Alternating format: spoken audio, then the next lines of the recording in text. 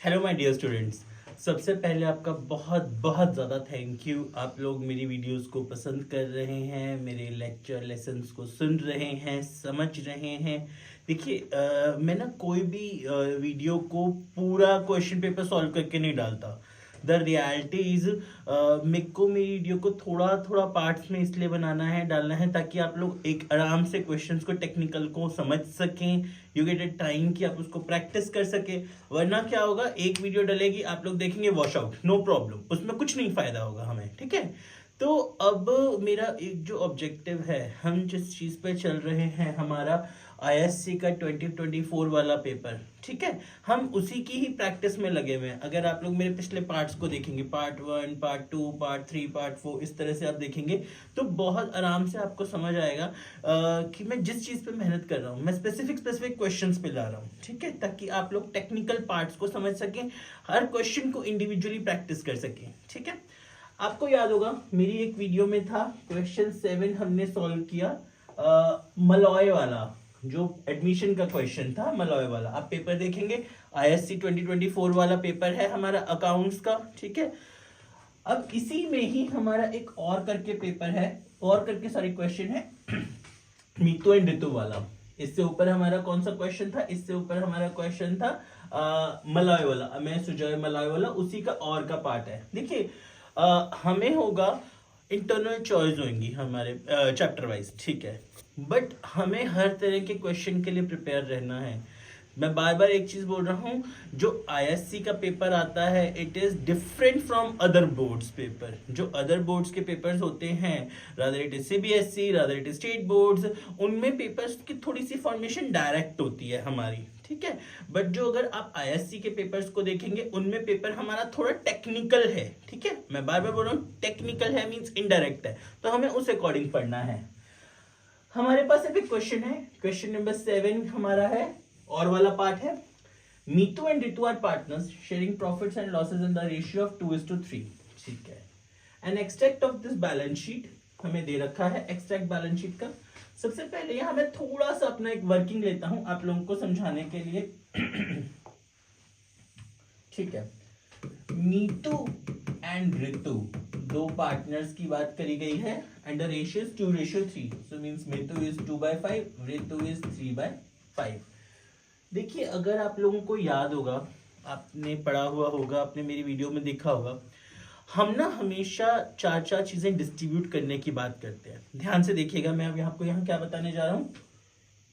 ठीक है, हमेशा क्या होता है, जब भी हमें बैलेंस शीट की लायबिलिटी साइड में और एसेट साइड में चार चार आइटम्स दिए होते हैं। ठीक है, यहाँ के आइटम्स हैं general reserve, workman compensation reserve,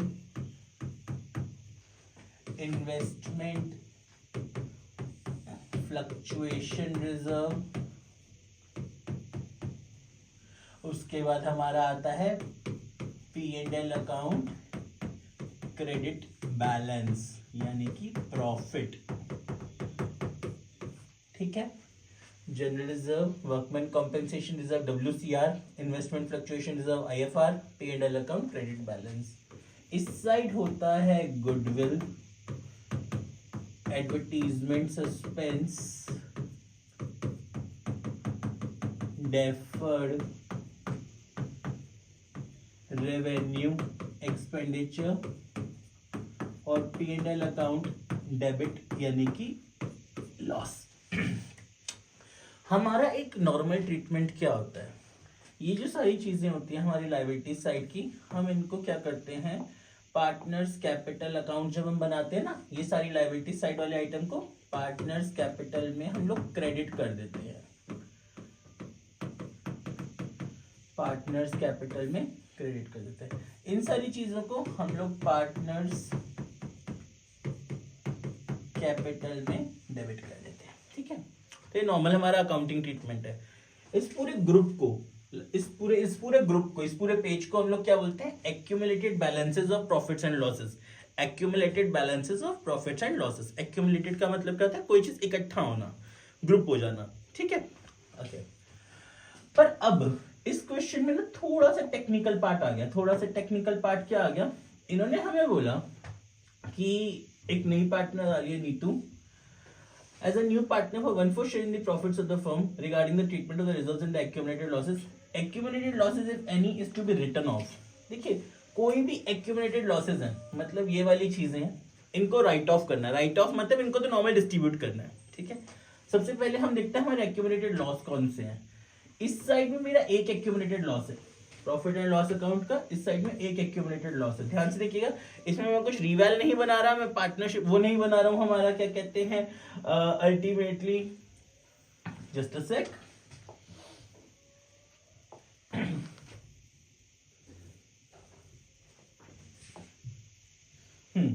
इसमें मैं कुछ वैसे नहीं बना रहा हूं, मैं जस्ट जनरल एंट्रीज पास कर रहा हूं इसमें, ठीक है। हमने क्या करनी है, जनरल एंट्रीज को पास करना है।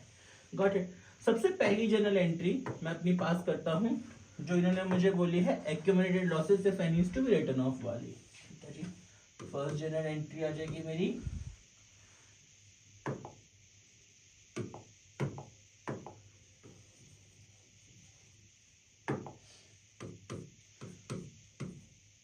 अब इसमें क्या होगा, हमारी जनरल एंट्री में जो हमारे पार्टनर्स हैं हमें उनको डेबिट करना है। हम अभी सीख के आए थे, इससे देखेंगे कि हमने हमारे P&L अकाउंट अगर डेबिट लॉस होगा, हमें हमारे पार्टनर्स को डेबिट करना है, ठीक है। तो the entry would be old partners को सिर्फ, Meetu's capital account debited, Meetu's capital account debit, Ritu's capital account debit,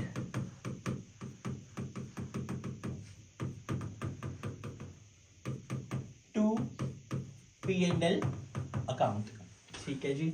amount है हमारा 55,000 का, तो 55,000 का 2/5 और फिर 55,000 का 3/5, ठीक है, यानी 22,000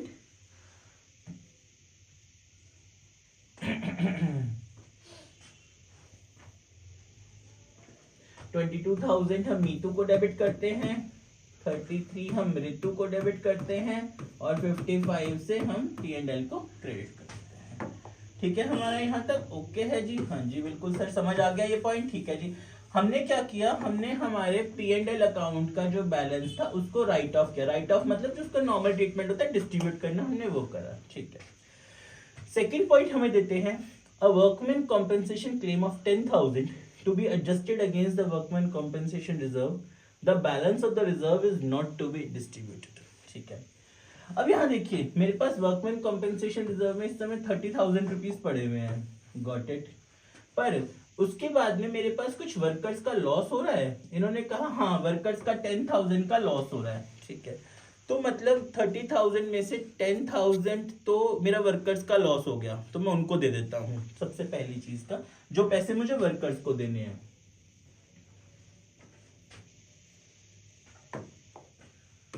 second entry would B workman compensation reserve account debit to workman compensation claim, WCR to WCC। इसका मतलब क्या है, जो मेरे पास लॉस होना है, मतलब मेरा 10,000 का वर्कर्स को कॉम्पेंसेशन देना है, मेरे पास रिजर्व है, मैं उसमें से निकाल के दे देता हूं। प्लीज मैं आप लोगों से बार बार एक रिक्वेस्ट करूंगा, आप लोग मेरे क्वेश्चंस को अच्छे से देखिएगा। टेक्निकल क्वेश्चंस है, मैं पूरे आराम से सॉल्व करता हूं ताकि आप लोगों को पॉइंटर समझ आए। हमारा जो पेपर जाएगा वो डायरेक्ट नहीं जाएगा, इनडायरेक्ट बेस्ड होगा, इसलिए अगेन क्वेश्चन को अगर आप ध्यान से समझेंगे आपको बहुत बहुत हेल्प होगा हमारे बोर्ड एग्जाम में, ठीक है जी।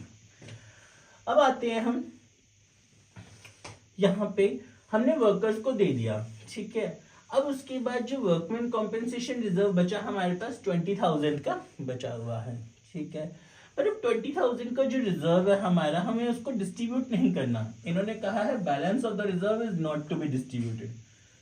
तो अब हम क्या करें, देखिए एक छोटी सी चीज, अगर कभी भी एडमिशन के केस में हमें कोई रिजर्व डिस्ट्रीब्यूट करने से मना कर दिया जाए, हमें बोले रिजर्व डिस्ट्रीब्यूट नहीं करना, ठीक है जी, तो हम क्या करेंगे, तो अब दो पार्टनर्स हैं, उन्होंने रिजर्व बनाया, कल की डेट में नया पार्टनर आके रिजर्व मांगेगा, तो अब हम क्या करेंगे, जो नया पार्टनर है इसमें है नीतू, नीतू को डेबिट कर देते हैं, Neetu current account debit to Neetu capital account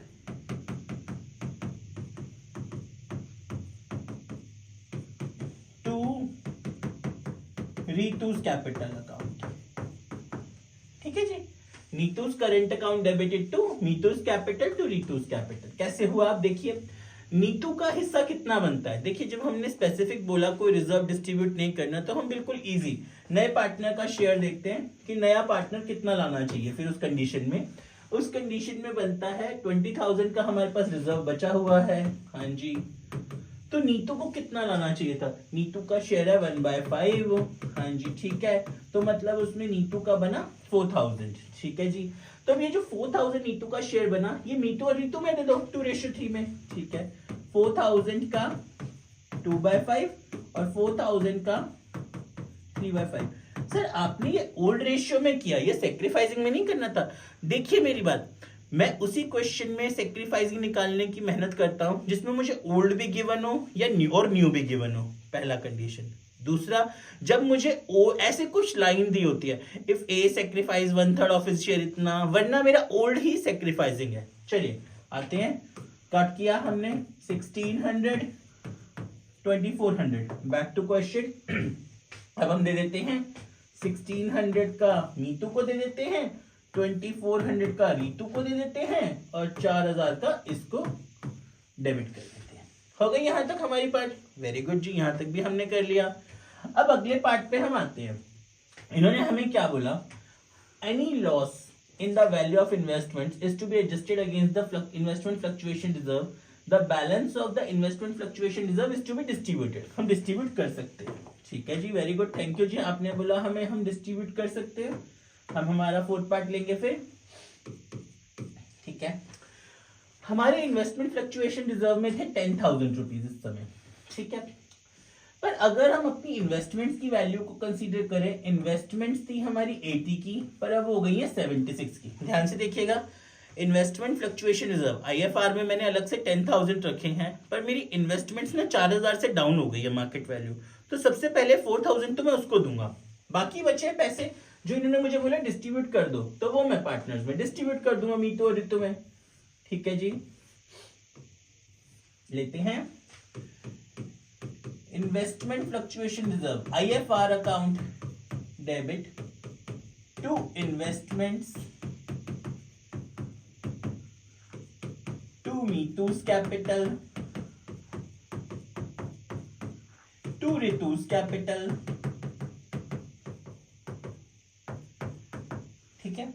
IFR में कितने थे हमारे थे 10,000, ठीक है। इन्वेस्टमेंट्स में कितने आए हमारे, इन्वेस्टमेंट्स को 4,000 मिल गए, 10 में से 4 गए, 6 बचे। अब 6,000 हम डिस्ट्रीब्यूट कर देते हैं दोनों को ओल्ड रेशियो में, 6,000 हम डिस्ट्रीब्यूट कर रहे हैं ओल्ड रेशियो में, तो यानी कि 2400 और 3600,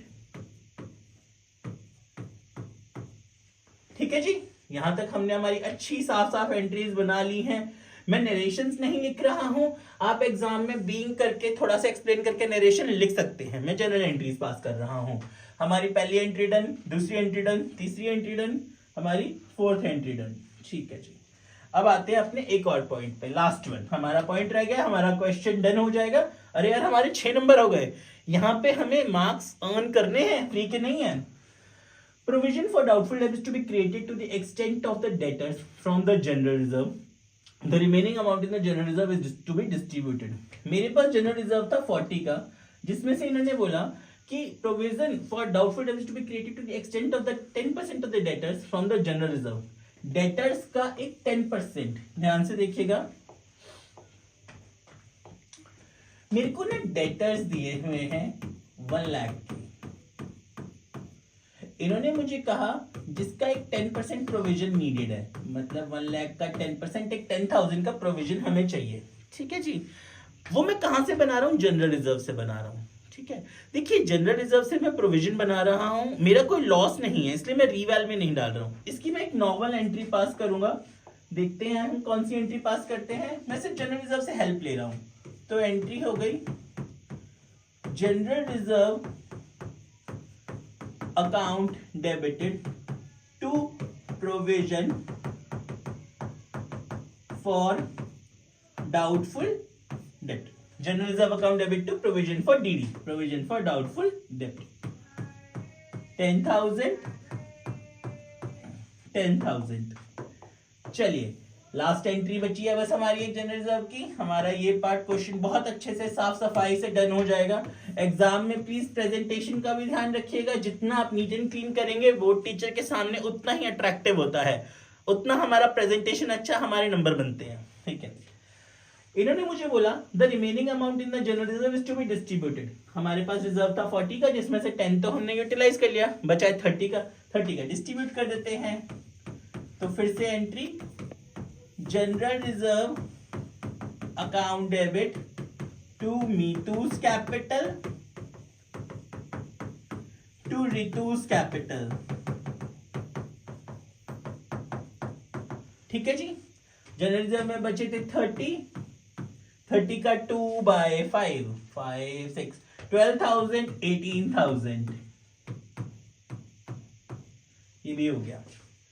पूरा का पूरा क्वेश्चन हमने जनरल एंट्रीज अच्छे से पास कर दी। मैं आपसे बार बार कहूंगा नरेशन थोड़ी सी आप अपने हिसाब से बना सकते हैं, कुछ भी लगे, जैसे इसकी being general reserve is to be distributed to the partners, being general reserve transferred to provision for doubtful debt, being investment fluctuation reserve transferred to investment and partners capital। इस तरह से मेरी जनरल एंट्रीज बिल्कुल तैयार हैं। मेरा question बहुत बहुत अच्छा हुआ है।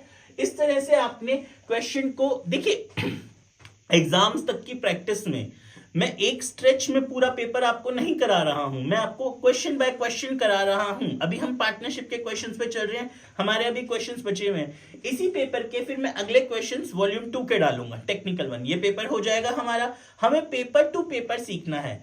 मैंने देखिए आप लोगों को पढ़ाने से पहले, वीडियोस अपलोड से पहले बहुत सारी यूट्यूबर्स की वीडियोस खुद देखा वो किस तरह से पढ़ाते हैं, कैसे कराते हैं। मेरे को उसमें ना एक चीज जो कमी लगी वो लगी कि वो लोग सिर्फ फॉर्मेट्स पे करते हैं, स्पेसिफिक आईएससी को कोई नहीं पढ़ाता, आईएससी के क्वेश्चंस को डील नहीं करता। मैं आपके सामने अपनी सारी वीडियोस में आईएससी के पेपर्स, आईएससी के स्पेसिमेंस, आईएससी के ये सब लेके आऊंगा, जो आप लोगों को बहुत हेल्प करेंगे, बहुत हेल्पफुल क्रिएट करेंगे। प्लीज आप मेरे चैनल को सब्सक्राइब कीजिए ताकि आप लोगों को मेरी वीडियोस मिलती रहे। नोटिफिकेशन बेल को प्रेस करिए। Thank you very much, thank you ji.